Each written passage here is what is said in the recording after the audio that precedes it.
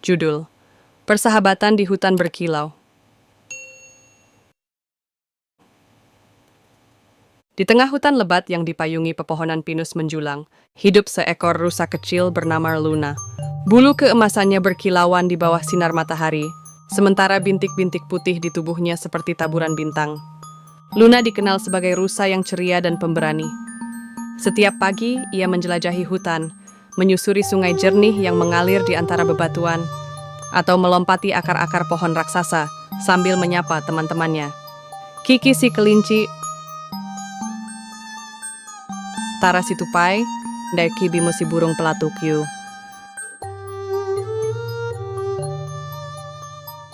Yang runcing mendengar suara rintihan.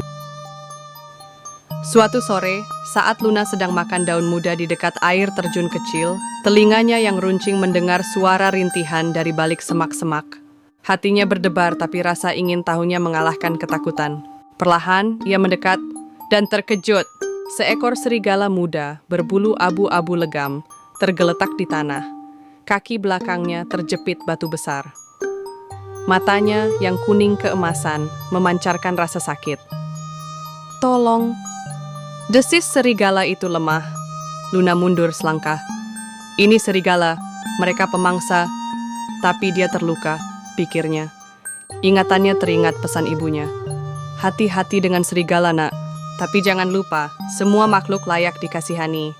Star, dengan gemetar, Luna mendekat. "Siapa namamu?"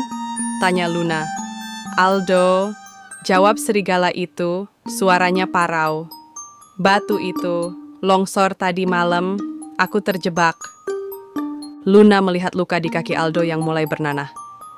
Tanpa pikir panjang, ia berlari ke bukit di seberang sungai, tempat ia sering melihat berang-berang mengumpulkan daun obat.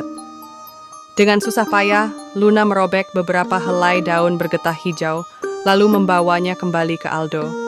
"Ini akan perih," kata Luna sambil mengunyah daun itu hingga halus dan mengoleskannya ke luka Aldo. Serigala itu mengerang, tapi tak melawan.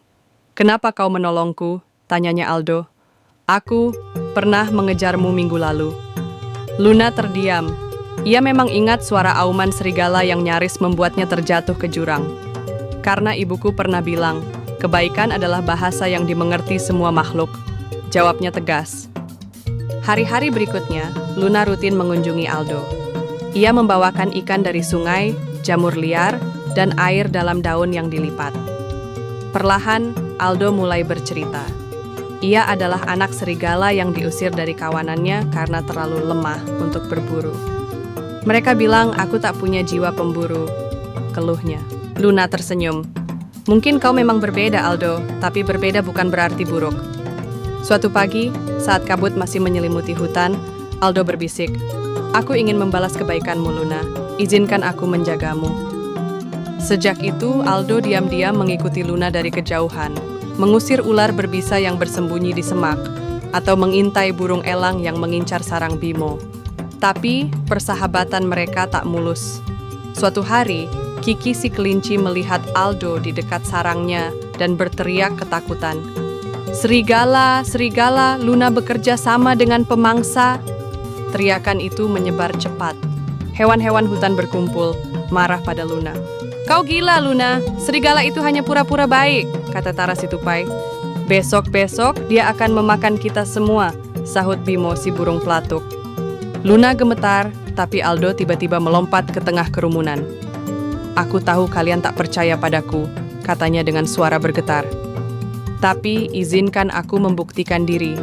Besok malam, kawanan babi hutan akan menyerang ladang umbi kalian. Aku dengar rencana mereka saat mencari air. Aku akan membantu kalian menghalaunya."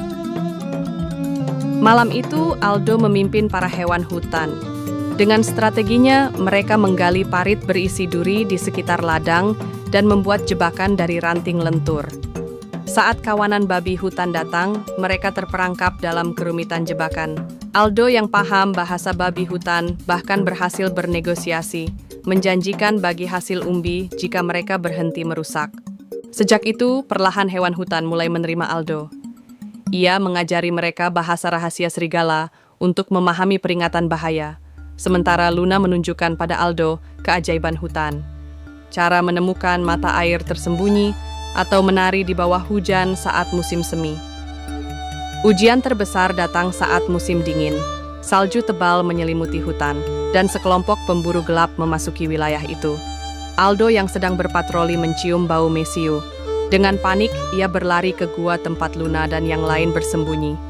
Kita harus mengusir mereka sebelum fajar, geram Aldo. Tapi bagaimana? Mereka punya senjata, Kika, bisik Kiki ketakutan. Luna tiba-tiba tersenyum. Kita punya sesuatu yang mereka tak punya. Kerjasama, kata Luna dengan tegas. Dengan dipimpin Aldo dan Luna, para hewan bekerja sama. Berang-berang menggoyang pohon hingga salju longsor menutup jalur pemburu. Burung-burung berteriak membingungkan arah mereka. Kijang dan kelinci berlari membentuk pola lingkaran, membuat tanah bergetar seolah ada kawanan besar. Aldo bahkan mengaum dengan suara lolongan ketua serigala, seolah-olah ada puluhan serigala di kegelapan. Pemburu itu, ketakutan, akhirnya kabur. Hutan berkilau pun selamat. Musim semi berikutnya, di tepi danau tempat mereka pertama kali bertemu, Aldo dan Luna duduk berdampingan. Bulu Aldo kini berkilau keperakan, sementara tanduk kecil mulai tumbuh di kepala Luna. Kau tahu, dulu aku berpikir hutan ini hanya tentang yang kuat memakan yang lemah, kata Aldo. Dan sekarang, tanya Luna sambil menggigit apel liar. Sekarang aku tahu, hutan ini tentang bagaimana kita saling mengisi, seperti sinar bulan dan matahari, atau akar pohon dan hujan. Di kejauhan, suara tawa Kiki dan Tara terdengar. Aldo mengibaskan ekornya yang kini selalu dikepang bunga liar oleh Luna.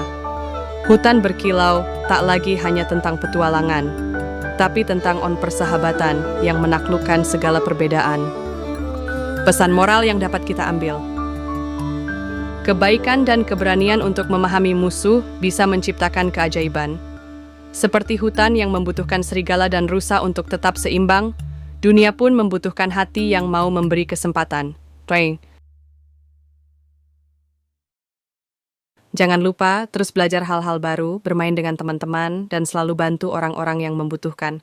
Sampai ketemu lagi di cerita seru berikutnya. Dadah.